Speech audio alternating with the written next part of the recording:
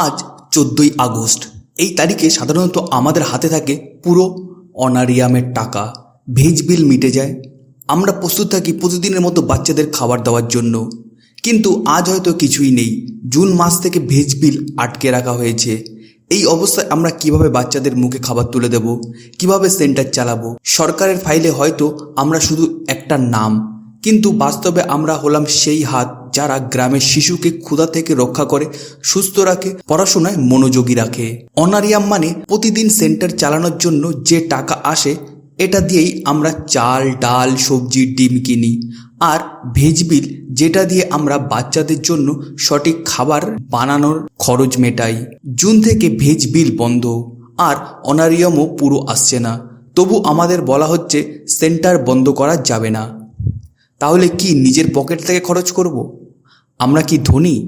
আমাদের তো নিজেদের সংসার চালাতেই হিমশিম খেতে হয়। এদিকে গ্যাসের দাম, বাজার দর আকাশ ছোঁয়া, অন্যদিকে সরকারের উদাসীনতা।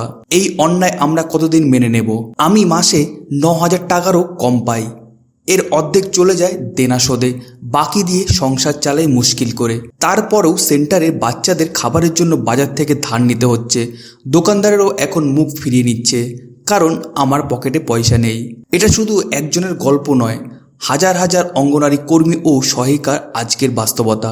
আমরা অন্যের বাচ্চার জন্য লড়াই করি, কিন্তু নিজেদের সন্তানের মুখে প্রয়োজনীয় খাবার তুলে দিতে পারি না। হ্যাঁ, এটাই আমাদের বাস্তব, এবং আমরাই হচ্ছে সেই অঙ্গনওয়াড়ি কর্মী। আমরা চুপ করে থাকবো না। এই লড়াই শুধু টাকার জন্য নয়, এটা আমাদের সম্মানের জন্য। অঙ্গনওয়াড়ি শুধু একটা সরকারি প্রকল্প নয়, এটা সমাজের ভিত্তি, যেখানে শিশুর প্রথম শিক্ষা, প্রথম পুষ্টি, প্রথম যত্ন সবকিছুই হয় আমাদের কাছে।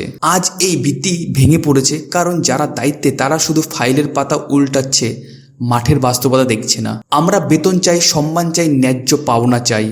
এটাই আমাদের প্রতিবাদ। শিশু পুষ্টি প্রকল্পের টাকা আটকে রাখা মানে শুধু কর্মীদের অবমাননা নয়, হাজার হাজার শিশুর স্বাস্থ্যের সাথে খেলা।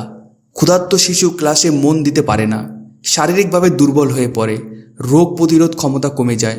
একটি প্রজন্মের ভবিষ্যৎ ধ্বংস হচ্ছে। সরকার কি এই প্রশ্নের উত্তর দেবে? আমাদের দাবি স্পষ্ট, পুরো অনারিয়াম অবিলম্বে মেটাতে হবে। জুন থেকে আটকে রাখা ভেজ বিল একসাথে দিতে হবে। ভবিষ্যতে সময় মতো অর্থ ছাড়া সেন্টার চালানোর চাপ দেওয়া যাবে না। অঙ্গনওয়াড়ি কর্মী ও সহায়িকাদের বেতন বৃদ্ধি করতে হবে, যাতে তারা মর্যাদার সাথে বাঁচতে পারে। আমরা হার মানব না। এই লড়াই চলবে যতদিন না আমাদের দাবি পূরণ হচ্ছে। আমাদের কথা ছড়িয়ে দিন, পাশে দাঁড়ান, আওয়াজ তুলুন, কারণ এই লড়াই শুধু আমাদের নয়, প্রতিটা শিশুর ভবিষ্যতের লড়াই। কণ্ঠটা আমার শুনলেন, কিন্তু এই বাস্তবতা তুলে ধরেছেন এক অঙ্গনওয়াড়ি দিদি। তিনি কিন্তু আমাকে এই সম্পূর্ণটা লিখে পাঠিয়েছে। যদি আপনারাও আপনাদের মন্তব্য লিখে পাঠাতে চান, তো অবশ্যই আমাদের টেলিগ্রাম চ্যানেলে যুক্ত হন।